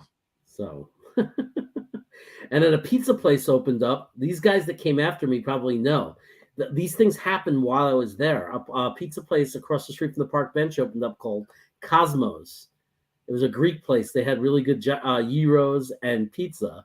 And these guys probably know all this because they came after me. But these things all opened up when I was there. Oh wow, they don't have the Burger King, but look at that. They improved. They got Starbucks and Dunkin' Donuts. Wow. Anyway, enough talking about college. It's amazing that people are staying here for this. Chiefs live. You guys excited for Christmas? John Nolte, you know about the park bench? That's so cool. I have a ton of memories there, man. Oh, A that's ton of awesome. memories. Small world. I mean, my fraternity brothers would show up late at night, but I had been there for 4 p.m. I knew every different group of people that came into that place. I got to tell you this. I was I don't overrated. think I told you this yet. Go ahead. I know you're down Trying to memory get lane. in. Oh, it wasn't like that, Rico. When I went, it was not like that. The park bench was very easy to get into. It wasn't like a club. It was just a bar. Like, it was big and there was music and everything, but it was very easy to get in. Like, I have no memory of ever not just walking straight in. So it must have changed. But it was a lot more neighborhoody too. Like, there were a mix of locals and students. I thought it when I saw the flags behind you. So in the neighborhood I live in, I go, for walks whenever I can. It's been some crappy weather here, so I missed almost like a full week. And there's a guy who's got American flag, some sort of European flag I'm not familiar with. And then below it is a jet flag, and the jet flag is like faded. So it's been there for a while. And one day I'm going for a walk. I was by myself and I was heading to the meeting, and I got to go out to the main road and then go over the turnpike to the senior center, because that's where the meetings 2 times a week are. And I was like, you know what? I left early. I'm going to go knock on his door. And I knock on his door. This is last Monday. And, he's got the ring. And I didn't have any Jet stuff on. I actually had Yankee stuff on that day. And he opens the door and he's like, hello, can I help you? And I go, hey, man, I just wanted to tell you, I walk by here every day and I see your Jet flag. And I'm new to the neighborhood. And I just wanted to stop by and just tell you, Aaron fucking Rodgers, baby. And he goes, oh, you're a Jet fan too, my man, what's up? Like, he got all excited. He's like, my name is Miro. And I'm like, oh, I'm Nick, man. Nice to meet you. I'm like, I've been sitting here and I told my buddy who I usually walk with. And I totally came off, sounded like I was in a male-on-male relationship. I was like, I was telling my buddy who I walk with every day, because that just doesn't sound like normal, right? And I was like, I'm going to knock on your door one day. He's like, no, you're not. I'm like, I'm totally going to knock on this guy's door one day and just give him the biggest hug when we get Rodgers. And we got Rodgers, and it's bright out now. The sun didn't go down. I just wanted to stop here and tell you. I go, so when we start winning games and you hear someone knocking on the door 10 minutes after the game ends, that's me. So it was funny, but he must have been, and he had a Jet shirt and a hat on when he answered the door. So it was like perfect. Oh, that's freaking awesome.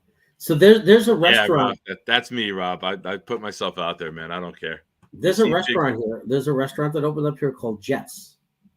And it's literally in green and in white letters says Jets. Oh, and side business? I looked it up. I read about it. There's nothing about them being from New York. There's nothing about the menu that's New York. It's the weirdest thing. So at some point I have to walk in there and just ask them and say, do the owners from New York? Does this have anything to do with the Jets? Because the fact that it's green, their logo, I'm like, what the F? And this is where your smarts come in and your marketing. Be like, listen, I got a channel. I will constantly mention your show for free food. We have now. Let me ask you something, because I remember back in the newspaper days, right, when we got all of our information from the newspapers. Food critics, if they went into a restaurant and said that they're a food critic, got food for free. Now that you have a YouTube channel and critique food, would they,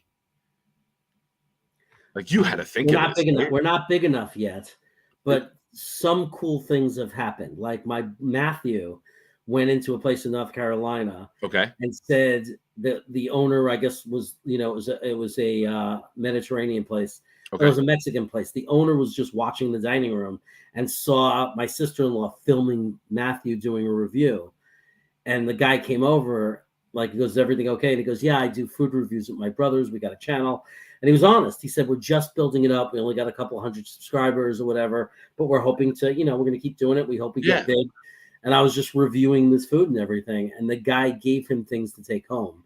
He said Nice. wait and gave him to go things and said, do you want to try these and review them or whatever? And the guy like took a picture with him to put in the video. And yeah, so it's like even when you're small, that's your niche right there, where you order and then you go up and say, hey, is the owner here or the manager here? I want to, before you order, you like, hey, we're going to do a food review and I wanted to get your opinion. What's the best thing on the menu? What's your, you know what I mean? Like you kind of interview him before you order, and then maybe he'll be like, here, try this, try that. You might get some perks.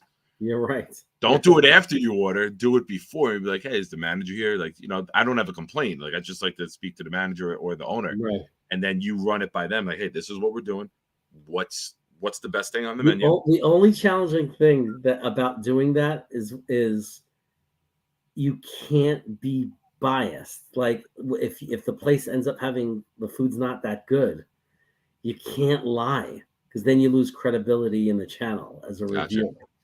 So like that's the problem David Portnoy has on his pizza reviews.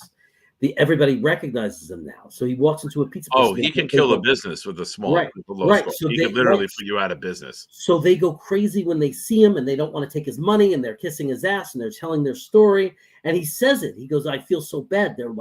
They're so nice. He goes, but he's like said to the camera, like they're inside. He comes out. He goes, they're the nicest people in the world. I don't want to hurt their business. He goes, but this pizza sucks.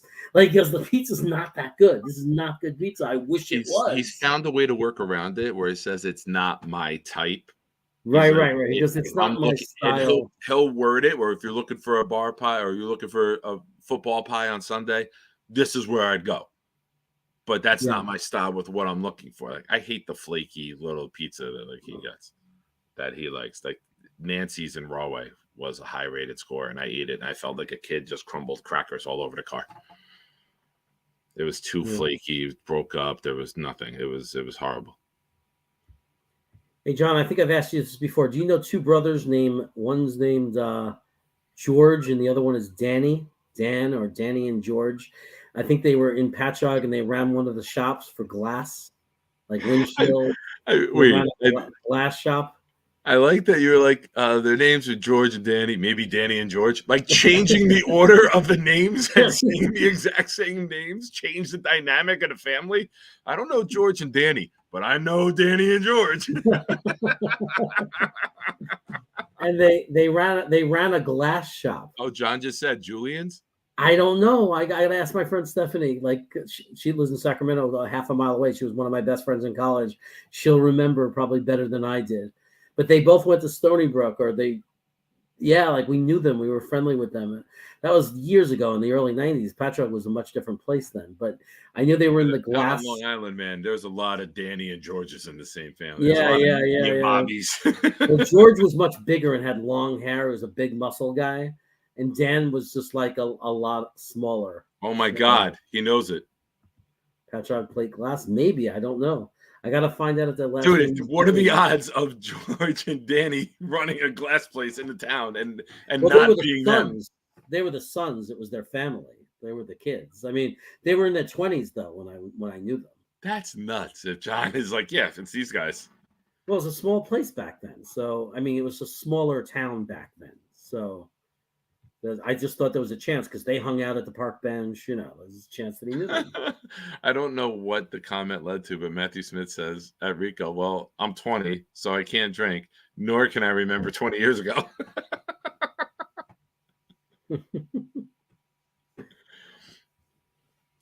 All right. Oh my God. If Matthew Smith, if you were being honest with that you don't drink because you're now 21, don't start when you turn 21. Yeah. Don't. Good for you if you haven't drank. Right. There's no reason to start. It's horrible. But anyway, 58 days. Sunday 58 night. Days tonight. 58 days, baby. 58 days. Tuesday will be 60. That's a big benchmark. Thursday will be here before you know it. And that'll be 60 days. Yep. That actually is 2 months. 2 months to the day. That's so freaking cool. So, it's crazy. He's saying that Patchogue is the hottest nightlife. We used to have to drive. We used to go all the way to Huntington to go to bars, and now it's right. Isn't that the ski place, Huntington? no, that was mid Long Island. That was a little bit of a hike to go to Huntington, but like Patchogue had nothing. I mean, like when I was there, like that we knew of. Thank So you, it's everybody. crazy. It's crazy. Thank you, guys. And Matthew, don't, man. All it does is lead to bad decisions and regrettable moments. Yeah, yeah. If you don't have Some a reason people can to, do it, but like you said, man, it's too expensive. You're fixated on getting life right. Don't let that shit run you off the road. don't waste your money. Hey guys, take care. Have a good one. I will see you on Wednesday. Nick, thanks for coming on. Thank you for having me. We'll have you on Wednesday to give your final, farewell before your surgery. My final farewell. What the hell's going to happen to me? You know what I mean? Well, because you might be out and not able to be online for. Oh, Mamma Mia! I got to pray for no blood clots. My final farewell. No, you know what I mean. I got to make sure you have the login for my channel. Sorry about that. One last chance for you to, like for people to say good luck and send love and stuff like that. Oh, I thank everyone. I appreciate it. Everything hopefully will go nice and smooth. And I will, if I'm highly doubt I'm going on Friday night. I didn't book an interview for this Friday, but Jerry, if you pop on, obviously, you're one of the first people I'll message when I'm awake and good. So, you can get the word out to everybody. All right. But thank you, everyone. It'll be smooth. Rob V and I are going to go golfing on Wednesday, I believe. We were texting during the show. He's new to the area. And I was like, I don't know how many holes I could do, man. But I'm like, I'll get out and play. He's like, dude, I would love to have someone to golf with in this area because I live in Long Island. It takes me like 10, 11 hours to like go out there, golf, and come home. He's like, it's too much. But yeah, thank you guys. I appreciate the love, man. The last couple months have been a wild roller coaster, but the one constant has been, my friends and you guys in the chat showing a lot of love to me, and it's meant a lot to me. You have no idea. John Nolte says live stream the surgery. I'm going to have Jeremy in there with the mask on. That'd be great. As I'm about to go under, Jeremy flies cross country. He's like, hey, want to get something to eat after this? And then the anesthesia hits. Pizza right after the surgery. Good night, everyone. All right. We love you. Everybody. Oh, yeah. Go. Amazing. That's my boy. That's my boy. He breaks away from a sack and completes the pass for first down. Oh, Kittle just may have made the most amazing catch. He fights for the first down and gets out of bounds, too. It's no good. Overtime. Oh, what a catch. How do you drop that? What are you, Jamal Adams? Touchdown. This is a touchdown all the way. He reached over the pylon. San Francisco beat Cincinnati.